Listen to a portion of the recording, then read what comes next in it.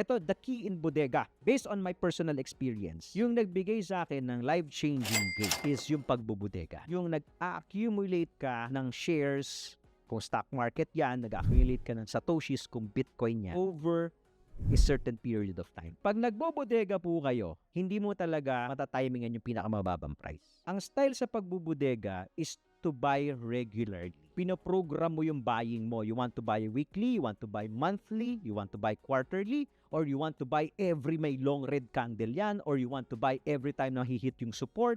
It's up to you. So you have to program it. Kasi the moment ang target mo lang is yung lowest, paano? Bumili ka doon, pagpasok mo, nag-all-in ka.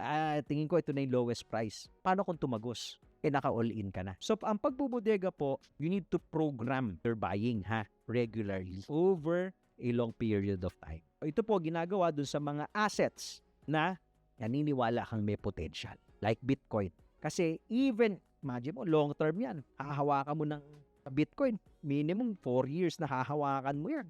So, kailangan, ganun mo kaaral yung asset na yan pag mag-i-start ka magbodega. Para for more Tito Moves,